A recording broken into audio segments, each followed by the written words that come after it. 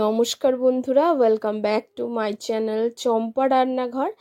আজ আমি আপনাদের সঙ্গে শেয়ার করব আরও একটা ইউনিক পদ্ধতিতে দুর্দান্ত স্বাদে জিভে জল আনা রুই মাছের রেসিপি। খেতে হবে ভীষণই দুর্দান্ত, এক মুহূর্তে চিকেনের স্বাদকে ভুলে যাবেন। তাহলে চলুন বন্ধুরা, দেখে নিন আমার আজকের এই রুই মাছের রেসিপিটি। রুই মাছটা এমন একটা পদ্ধতিতে দেখাবো যে মাছ খেতে অপছন্দ করে গন্ধের জন্য, সেও কিন্তু এই রুই মাছটা খেতে চাইবে। এত সুন্দরভাবে বানিয়ে দেখাবো। তার জন্যে প্রথমে এখানে আমি 6 পিস মতো রুই মাছ নিয়ে নিয়েছি। আর যদি আপনারা গ্রামে ধরেন, প্রায় 500 গ্রাম মতো রুই মাছ আছে। এবারে মাছগুলোকে সাইডে সরিয়ে রেখে একটা বাটির মধ্যে নর্মাল টেম্পারেচারে জল নিয়ে নিয়েছি। দিয়ে দিচ্ছি পরিমাণ মতো লবণ, হাফ চামচ মতো আদা বাটা জলের মধ্যেই দেব, হাফ চামচ রসুন বাটা, আর দিয়ে দেবো 1 স্লাইস লেবুর রস। খুব ভালো করে প্রথমে আদা রসুনের পেস্টটাকে জলের মধ্যে মিশিয়ে নেওয়ার পরে হাফ স্লাইস লেবুর রসটাকে খুব ভালো করে জলের মধ্যে দিয়ে দেবো। খুব ভালো করে জলটাকে আবারও একটু মিশিয়ে নেব। মিশিয়ে নেওয়ার পর মাছগুলোকে এই জলের মধ্যে আধা ঘন্টা মতো ডুবিয়ে রাখবো। যদি আপনাদের হাতে সময় না থাকে, অন্তত কমপক্ষে 10 মিনিট মতো ঠিক এই রকম জলের মধ্যে ডুবিয়ে রাখতে হবে। ততক্ষণে এটা ডোবানো থাক, আমি একটা স্পেশাল মশলা তৈরি করে নিই। এখানে নিয়ে নিয়েছি গোটা ধনিয়া, গোটা জিরে, গোটা গরম মশলা, একটা শুকনো লঙ্কা, আর নিয়ে নিয়েছি কসুরি মেথি। প্রথমে কসুরি মেথিটা বাদ দিয়ে জিরে, ধনে, গোটা গরম মশলা আর লঙ্কাটাকে শুকনো খোলায় ভেজে নেব। প্লিজ বন্ধুরা, প্রথম থেকে শেষ পর্যন্ত ভিডিওটি দেখবেন, না হলে বুঝতে পারবেন না আমি কি পদ্ধতিতে আর কখন কি মশলা ব্যবহার করেছি এই রুই মাছ রান্নার। এখন ভাজা মশলাটাকে তুলে নিয়ে গ্যাসের ফ্লেমটাকে অফ করে দিয়ে কাসুরি মেথিটাকে 30 সেকেন্ডের মতো গরম কড়াই নাড়াচাড়া করে নেব। এতেই কিন্তু কাসুরি মেথিটা ভাজা হয়ে যাবে আর সুন্দর একটা গন্ধ বেরোবে। এবারে সমস্ত গোটা মশলা ভাজার সঙ্গে কাসুরি মেথিটাকে দিয়ে ওটাকে গুঁড়ো করে নেব। আমি শিলে, আপনারা চাইলে মিক্সির জারে করে নিতে পারেন। এবারে দেখুন মাছগুলোকে জলের মধ্যে দিয়ে তুলে নেব আধা ঘন্টা পরে। এখন দেখুন মাছগুলোকে কিন্তু বেশ ফ্রেশ লাগছে। আর এই রকমভাবে যদি মাছ আধা ঘন্টা ডুবিয়ে রাখা যায়, এতে কিন্তু মাছের দুর্দান্ত একটা স্বাদ বাড়ে। এবারে এগুলো জল থেকে তুলে নিয়ে খুব ভালো করে শুকনো টিস্যু দিয়ে মুছে নিতে হবে মাছগুলোকে, বা কিছুক্ষণ জল ঝরিয়ে রাখতে হবে।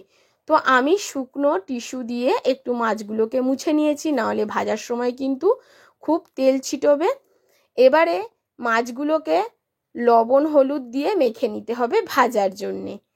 একদম যেভাবে নর্মাল আমরা লবণ হলুদ দিয়ে মাছ মেখে ভাজি, ঠিক সেই রকমভাবে মেখে নিতে হবে। এবার চলে যাব উনানে। দিয়ে দিয়েছি মাছ ভাজার জন্য সর্ষের তেল। রান্নাটা আমি সর্ষের তেলে করছি, আপনারা চাইলে কিন্তু সাদা তেলে করতে পারেন। তবে বন্ধুরা, মাছ ভাজার আগে কিছুটা তেল দিয়ে কিছুটা পেঁয়াজকে আমি একদম সরু সরু করে কুচিয়ে রেখেছি। পেঁয়াজটা আমি বেরেস্তা বানিয়ে নেব ফার্স্ট। তো পেঁয়াজটাকে প্রথমে নাড়াচাড়া করতে করতে অনবরত তেলের মধ্যে নাড়াচাড়া করতে হবে। দেখবেন লালচে রং চলে আসবে। যখনই দেখবেন লালচে রং চলে আসছে, তখনই কিন্তু পেঁয়াজগুলো তেল ঝরিয়ে তুলে নিতে হবে। অর্থাৎ এখন আমাদের পেঁয়াজ বেরেস্তা একদম রেডি হয়ে গেছে। এর থেকে বেশি ভাজতে গেলে পুড়ে যাবে। আর যেটুকুনি সাদা দেখা যাচ্ছে, এটা কিন্তু যখন পেঁয়াজটাকে তুলে নেব, কুকিং প্রসেস কিন্তু চলতে থাকবে, ততক্ষণে পেঁয়াজ পুরো লাল হয়ে যাবে। এবারে পেঁয়াজ বেরেস্তাগুলো দেখুন কতটা সুন্দর হয়েছে।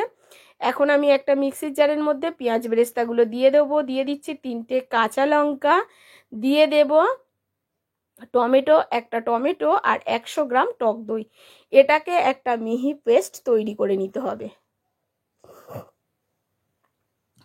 পেঁয়াজ ভাজার যে তেল আছে তার মধ্যে কিন্তু আমি এবারে মাছগুলোকে ভেজে নেব। মাছগুলোকে উল্টে পাল্টে বেশ লালচে করে ভাজতে হবে। তবে আপনারা যদি লালচে করে ভাজতে না চান, হালকা করে ভাজলেও হবে, তবে একটু লালচে করে ভাজলে এর রেসিপির টেস্টটা দুর্দান্ত আসে। প্লিজ বন্ধুরা, আমার এই ছোট চ্যানেলে আপনাদের সাপোর্ট আর সাহায্যের খুবই প্রয়োজন। প্লিজ সাপোর্ট করবেন আর পাশে থাকবেন। আর দেখুন রুই মাছগুলো বেশ সুন্দর করে লালচে করে ভেজে নিয়েছি। আর যে কটা বাকি আছে সে কটাও একই প্রসেসে ভেজে আমি তুলে নেব। এখন যে তেল আছে তার মধ্যে দিয়ে দেব গোটা জিরে ফোড়ন। এখন ফোড়নে দিয়ে দিচ্ছি গোটা জিরে, দিয়ে দিচ্ছি গোটা গরম মশলা, দারচিনি, লবঙ্গ, এলাচ, একটা শুকনো লঙ্কা আর একটা তেজপাতা।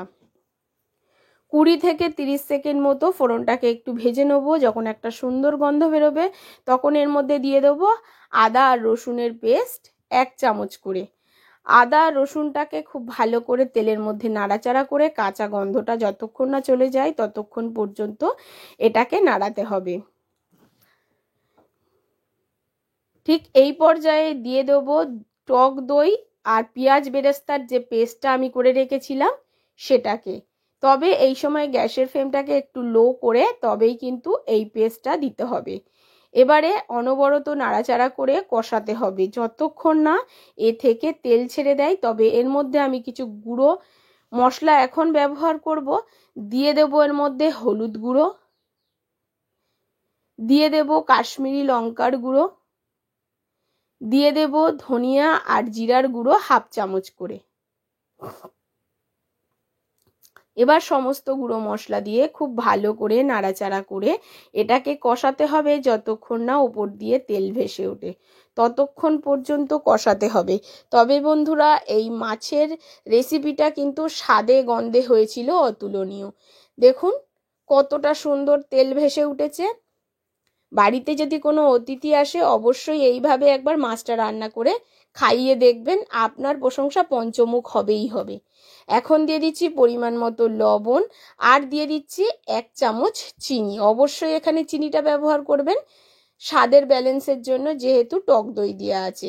চিনি আর নুনটাকে খুব ভালো করে মশলার সাথে একটু মিশিয়ে দিতে হবে। মেশানোর পরে এর মধ্যে মিশিয়ে দিতে হবে ভেজে রাখা মাছগুলো। আর এই রান্নায় খুব বেশি আর জলের ব্যবহার কিন্তু হবে না বন্ধুরা। মিক্সির জারটা ধুয়ে আমি 1/2 বাটি মতো জল এতে মেশাবো। এর থেকে বেশি জল কিন্তু এর মধ্যে আর ব্যবহার করব না। টক দই থেকে যে জলটা বেরোবে তাতেই কিন্তু রান্নাটা কমপ্লিট হবে। এবারে এর মধ্যে দিয়ে দেব 1/2 বাটি জল। মিক্সির জার ধোয়া জলটা অ্যাড করে দিলাম, দিয়ে আবারও একটু নাড়াচাড়া করে দিয়ে লো ফ্লেমে প্রায় 5 থেকে 7 মিনিট মতো এখন ফোটাতে হবে। কোনো রকম ঢাকা চাপা দেওয়ার দরকার নেই। এইভাবে খোলা অবস্থায় 5 থেকে 7 মিনিট ফোটাতে থাকুন। 5 থেকে 7 মিনিট পর কিন্তু আমি ফিরে এসে দেখাবো কেমন হলো আমার আজকের এই রুই মাছের রেসিপি। তবে দাঁড়ান, আরও কিছু মশলা এর মধ্যে অ্যাড করার আছে। দেখুন কতটা উপর দিয়ে তেল ভাসছে। এখন কিন্তু মাছটা আমার প্রায় রেডি হয়ে গেছে। এখন এর মধ্যে আমি মিশিয়ে দেব আগে যে গোটা মশলাগুলো ভেজে গুঁড়ো করে রেখেছিলাম সেই মশলাটা গুঁড়ো করে তার গুঁড়ো মশলাটা ব্যবহার করব। আর দিয়ে দেবো 1 চামচ ঘি। অবশ্যই এখানে ঘিটা ব্যবহার করবেন। আর যে মশলাটাকে ভেজে রেখেছিলাম সেই মশলার গুঁড়োটা 1 চামচ এখানে অবশ্যই ব্যবহার করবেন। এই মশলাটা দিলে এর স্বাদ গন্ধ হবে অতুলনীয়। যদি আপনি এই মশলাটা না বানান সেক্ষেত্রে এখানে একটু গরম মশলা অ্যাড করে দেবেন। সবার শেষে এর মধ্যে একটু পেঁয়াজ বেরেস্তা দিয়ে দেবো, দিয়ে একটু নাড়াচাড়া করে দেবো যাতে তলাটা নিচে লেগে না যায়। তার জন্য একটু নাড়াচাড়া করে দেবো। আর গুঁড়ো মশলাটা যেন সমস্ত গ্রেভির মধ্যে খুব ভালো করে মিশে যায় তার জন্য একটুখানি মিশিয়ে দিলাম, নাড়াচাড়া করে দিলাম। দেওয়ার পরে গ্যাসের ফ্লেমটাকে অফ করে দেবো। দিয়ে এই অবস্থায় 10 মিনিট আমি স্ট্যান্ডিং টাইমে ঢাকা চাপা দিয়ে রেখে দেবো। 10 মিনিট পরে আমি মাছটাকে তুলে নিয়েছি। এখন দেখুন কত সুন্দর কালার হয়েছে। দেখতে যতটা দুর্দান্ত হয়েছে খেতেও কিন্তু অসাধারণ টেস্টি ছিল। তাহলে বন্ধুরা অবশ্যই কমেন্ট করে জানাবেন আমার আজকের এই রুই মাছের রেসিপি আপনাদের কেমন লাগলো। একদম অনুষ্ঠান বাড়ির মতো আমি করে দেখিয়েছি। বাড়িতে যদি ছোটোখাটো অনুষ্ঠান হয় সেক্ষেত্রে এইভাবে মাছের এই রেসিপিটা কিন্তু অবশ্যই বানাতে পারেন। আজ এই পর্যন্ত বন্ধুরা, আবারও দেখা হয়ে যাবে অন্য কোনো নতুন রেসিপির সঙ্গে। সঙ্গে থাকুন, আরও অনেক দুর্দান্ত স্বাদের রেসিপি আসতে চলেছে।